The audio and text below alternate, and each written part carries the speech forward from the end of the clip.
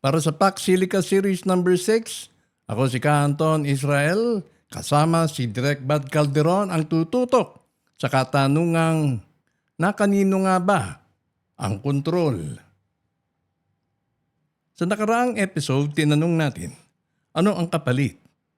Pinag-usapan natin ang kuryente, tubig, lupa, trabaho, kapaligiran at epekto sa komunidad. Pero ngayon, may mas tahimik at baka mas mabigat pa na tanong. Kung dito itatayo sa Pilipinas ang napakalaking data centers, kung dito dadaloy ang napakaraming impormasyon at kung magiging bahagi tayo ng tinatawag nating bagong Silicon Century, kanino nga ba ang kontrol? Direk, kapag sinabi nating kontrol, ano ba talaga ang ibig sabihin nito? Gusto mo ituloy natin? Yes, ituloy na natin. Ngayon, ang tanong ko, Direk, Sige. ngayon ang Oh, pinakaabangan na sagot mo, kanino ang okay. kontrol? Magandang tanong yan. Mm. Hindi isang kontrol yan. May iba-ibang layer. Una, operational, araw-araw na takbo, servers, cooling, security. Kadalasan hawak yan ng kumpanya na nag-o-install at nagpapatakbo ng data center. Kung foreign firm yan, sila ang may hawak ng opsyon. Para pa yung control sa data. Iba to. Ang data mismo, kadalasan hawak ng customer na nagmamay-ari ng data sa ilalim ng mga batas at kontrata. Yung sensitive tech, chips, mga AI platform, madalas pag-aari yan ng vendors na nag-develop. So kahit dito nakatayo, hindi ibig sabihin na sa atin ang disenyo o intellectual property. Ang gobyerno naman, may regulatory control yan. Pwede magtakda ng rules, security requirements, at oversight. Pero hindi ibig sabihin total control sa lahat ng layer. Ang bottom line, para sa episode mo, ang control ay hati-hati, operational, data, IP, at regulatory. Iba-iba ang may hawak. At yan ang dapat linawin sa usapan. Okay, tugunan naman natin ng pangalawa. Sino ang may hawak ng Sige? operasyon? Obviously, parang nangyayari host lang tayo, no? Nilagay lang natin sila sa bahay Mhm. natin. Pero yung patakbo sa loob ng bahay, wala na tayong control doon, kundi maglagay lang tayo ng regulasyon, mga patakaran. Pero ang sentro, yung focal operation ay hindi na atin. Ganun ba yan, Direk? Sandali. Sa karamihan ng kaso, oo, parang gano'n ang setup. Tayo ang host country pero kung hindi Pilipino ang operator, wala sa atin ang operational control. Ang hawak natin yung regulatory power. Permits, batas, standards, pero ang mismong takbo ng systems at operasyon, nasa operator. Kung may joint venture or local participation na required, doon lang pumapasok ang mas malalim na local control. Kaya sa episode, magandang linya to. Host tayo, pero hindi automatic operator. Magkaiba ang hosting, regulation, at operasyon. Matanong ko sa iyo, Direk. Nabanggit mo kanina tungkol dun sa Mhm. data, no? Pag-aari ng data. Anong klaseng Mhm. data nga ba ang nakalagay diyan sa mga ah paksilikan na 'yan? Sari-sari ba 'yan? Mga data na galing sa iba't ibang entity sa buong mundo? O ano ang laman ng mga data na 'yan? Bigyan mo kami ng description na nalalapit doon sa planong Paxilica. Sandali ulit, Canton. Magandang tanong yan kasi pag sinabing AI data center, halo-halo talaga ang pwedeng laman. Isipin mo na lang parang malaking warehouse ng digital rooms. May iba-ibang umopa na may sariling kwarto. Pwedeng andyan ang data ng mga bangko, ospital, gobyerno, malalaking kumpanya, research projects, AI training datasets, at pati mga streaming at online services na ginagamit ng milyon-milyong tao. Pero mahalagang linawin, hindi ibig sabihin na nakatago dito sa atin na yon. Parang condominium.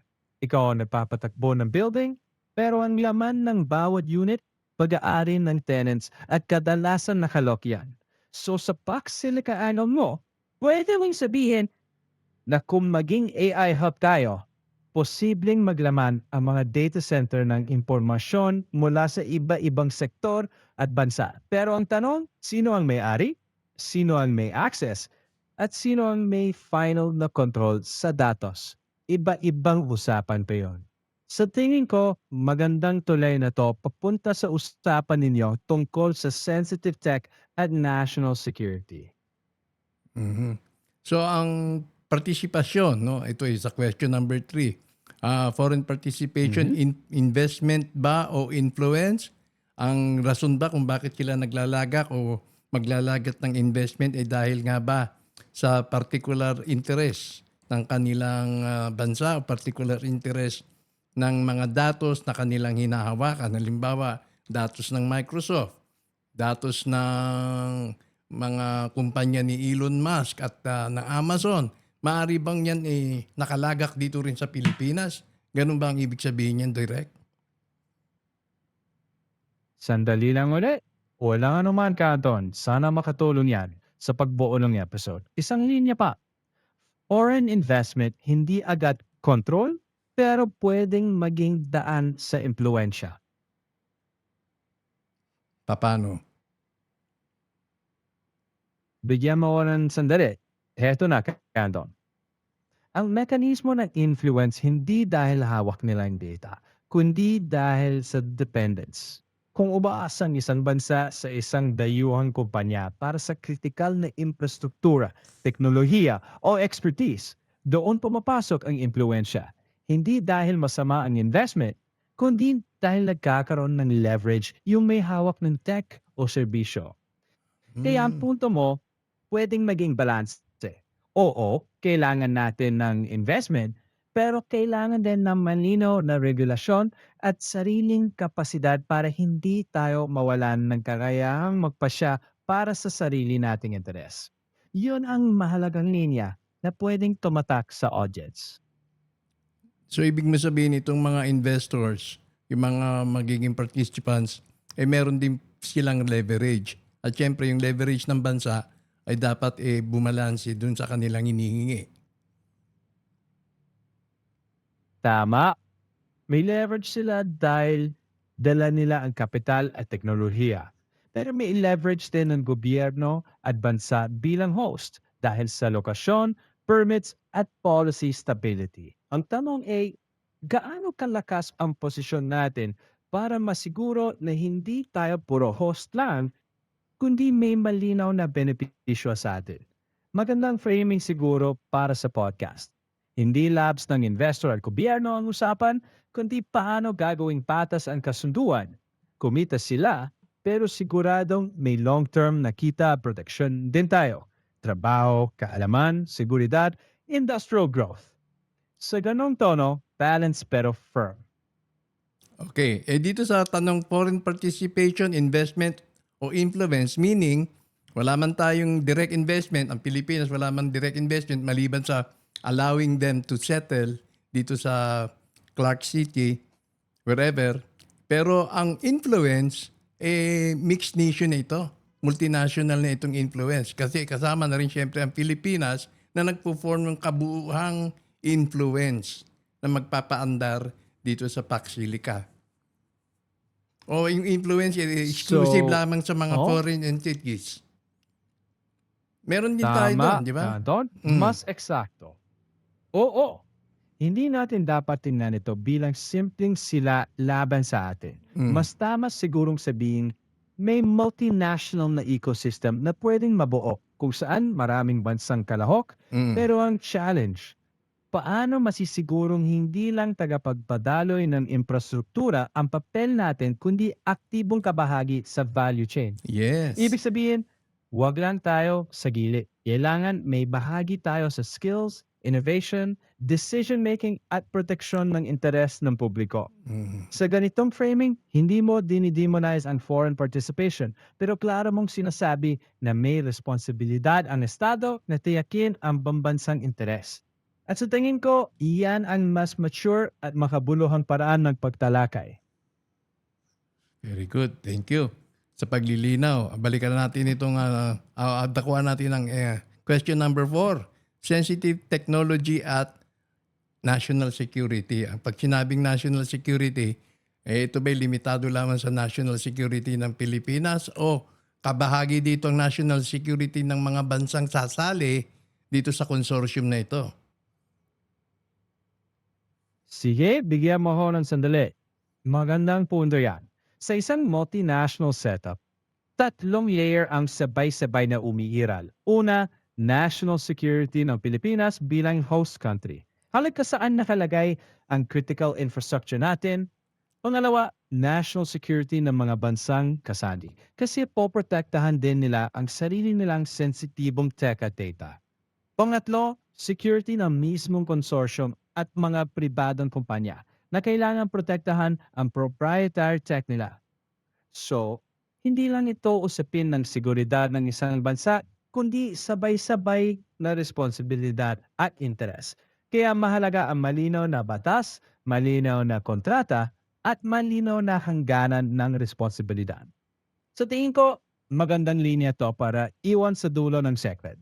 Multinational ang proyekto, kaya multinational din ang seguridad. Pero hindi dapat mawala ang sentro ng interes ng Pilipinas. Kasi nga yung proteksyon, no? Dahil nga nasabi mo maraming partisipante. So, alam mo yung sabi nila, yung China daw isa benchmarking nila. Kaya reverse engineering, kinokopya yung mga nagpagawa sa kanila, ano? At sa kanila na yung patent nun, yung copyright nun, etc. etc. So, kapag hindi ito nabigyan ng sapat na proteksyon, may possibility kaya na yung technology na i-introduce dito sa Pilipinas o ilalagak sa Pilipinas, baka kung pairalin, no, yung maduming practices, mapunta na sa mga Pilipino. Nakopya Bigyan na. mo ako ng sandali. Kumbaga parang nakopya na. Kanton, Oh, naiintindihan ko ang concern mo. oh. Yung takot sa tech leakage o pang-aabuso, totoo at valid yan. Pero hindi automatic na mangyayari. Nakadepende yan sa safeguards, malinaw na batas, mahigpit na pagpapatupad, cybersecurity standards, auditing at transparency sa mga agreement. At oo, may geopolitical risk. Kaya madalas may export controls, due diligence at security reviews. Ang magandang anggulo sa episode mo, hindi takot agad kundi handa. Kayang magtakda ng malinaw na rules at panatilihin ang sariling interes habang bukas sa investment. Sa huli, ang punto, hindi simpleng payag o hindi, kundi anong kondisyon ang magpoprotekta sa atin. Yan ang magbibigay ng direksyon ng hindi tayo pupunta sa takutan. Kung may krisis, merong hindi mapagdesisyonan, merong argumento, merong tinatawag na conflict, sino ang may final say at magre-resolve ng mga disputes, halimbawa, direct? Isang segundo? Magandang tanong yan, Kanton. Sa ganong setup, di isa ang sagot. Nasa kontrata, sa batas at sa klase ng issue. Kung commercial dispute yan, kadalasang sinusunod ang nakasaad sa kontrata. Arbitration, mediation. Kung usapin ay paglabag sa batas ng Pilipinas, korte at regulators natin ang may kapangyarihan. Kung security sensitive, mas lalong pumapasok ang estado at mga umiiral na batas. Kaya mahalaga ang malinaw na kasunduan bago pa magsimula para maiwasan ang gray areas sa oras ng krisis. May, Sa madaling salita, ang punto... sige, tuloy. Sige, Tuloy mo. Sa tuloy mo. madaling salita, tuloy mo. Ang punto... Sa madaling salita, walang automatic na final say ang isang panig. Nakabase yan sa legal framework na pinagkasunduan at sa soberanya ng batas. Okay. Naglalaro lang sa isipan ko. Yung estado diyan sa Clark City, halimbawa, may halin tulad ba sa isang merong immunity o diplomatic land? No? Kapag sinabi mong diplomatic land, parang sa kanila na rin, embassy ng, halimbawa, ng isang bansa.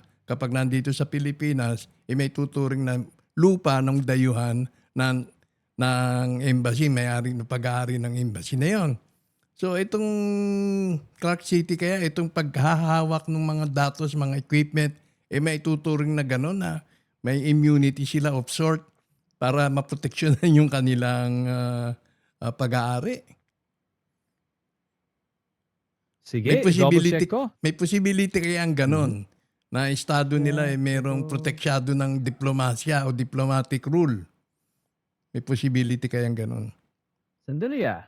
Mhm. Kanton, Mm. sa pangalatan, hindi. Ang isang AI data center o pribadong pasilidad ay hindi embahada, walang diplomatic immunity sa ganong operasyon. Maaring may mga protection kontraktual o insentibo sa ilalim ng batas pero hindi yon kapareho ng diplomatic immunity. Sa madaling salita, nag-ooperate sila sa ilalim ng soberanya at mga batas ng Pilipinas. Yan ang Mm. mahalagang linaw para hindi maghalo ang konsepto ng investment protection at diplomatic immunity. Maganda 'yan, ha, maganda 'yan, ha. Pero kapag nagkaroon nga ng dispute, unresolvable dispute, may possibility ba na i-seize ng pamahalang Pilipinas yung kanilang proprietary properties? Halimbawa, hindi na magkasundo. Sige, titingnan ko. Oh, Mhm. Magandang tanong yan, mm, Kanton. mm, Kasi doon nasusubok ang lahat. Sa yes. kaso ng matinding alitan, walang isang sagot na laging panalo. Nasa kontrata at batas kung paano ito hahawakan. Kung commercial, kadalasan arbitration at international mechanisms.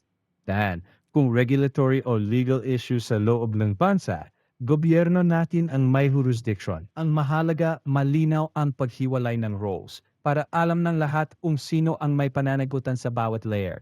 Hindi yan gray area, dapat black and white. At sigurado naman bago sila magsimula may lalatag na nila yung mga panuntunan pagdating sa mga isyong ganyan. No? Sino may jurisdiction, sino ang korte na maring umawak sa mga disputes, etc. etc. Now, dakuan natin yung pinakahuling ah, segment natin dito sa ating end card na pakibigyan ako ng buod. Kanino ang control, kanino ang data, sino ang may hawak ng operasyon, foreign participation, influence ba o investment, at yung sensitive technology and the national security. Take it away, Direk. Sige, Ka-Anton, kung ito ang closing segment ng PS006, ang pinakamahalagang iwanan natin sa kanila ay hindi sagot, kundi mga tamang tanong. Sa pagtatapos ng usapan natin, balikan natin ang apat na tanong. Una, kanino ang kontrol? Hindi ito iisang bagay. May operasyon, datos, intellectual property at regulasyon. Ikalawa, sino ang may-ari ng operasyon? Kung dayuhang kumpanya ang nag-ooperate, sila ang may hawak. Ang gobyerno ang nagtatakda ng batas, pero ang pagiging host ay hindi kapareho ng pagkontrol. Ikatlo, investment o influence ba ang foreign participation?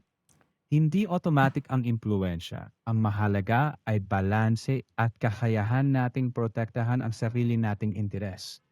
At pang-apat, sensitibong teknolohiya at pambansang seguridad. Multinational ang setup kaya multinational din ang seguridad. Dapat malinaw ang batas, malinaw ang kontrata, malinaw ang pananagutan. Sa huli, ang tanong ay hindi lang gaano kalaki ang investment. Ang tunay na tanong, may maiiwan ba tayong kakayahan, kaalaman at industriya na magpapalakas sa bansa sa mahabang panahon? Yan ang dapat nating bantayan. Yes, Direk, maraming salamat. At syempre sa ating susunod, sa ating episode 7, napaka interesting ho itong aming paksa dahil ito ay iinog o iikot sa geopolitical noise. Saan nga ba lulugar ang Pilipinas? Magiging target na naman kaya ang Pilipinas na tulad nung sinasabi na target tayo kapag nandito ang mga US bases noon. Ngayon ay nandito ang pinakamalaking data center sa buong mundo. Baka maging subject na naman tayo, targetin din tayo kapag nagkaroon ng digmaan o hindi pagkakaunawaan at mauwi sa military action. So, yan po ang naging kabuuan So, ng aming episode number... Anton, Yes, sige. sa tingin ko, yan ang tamang pagbubukas ng susunod na usapan. Hindi nating sasabihin magiging target tayo. Ang mas akmang tanong ay nagbabago ba ang strategic importance ng Pilipinas dahil sa digital infrastructure? Mas tumpak yun, mas ligtas at mas bukas sa matinong diskusyon. Sa tingin ko, maganda at malakas na tulayan papunta sa susunod na episode. So, ibig mo sabihin, kapag yan natuloy, matataas yung antas ng pagkakakilala sa Pilipinas ng mga bansa. Bagay, yan ang kasagutan niya abangan po ninyo sa susunod na episode. Muli, maraming salamat po sa ngalan po ng aking kasamang si Direk Bald Calderon. Ako si Ka Anton ang sasabing magandang gabi sa inyong lahat.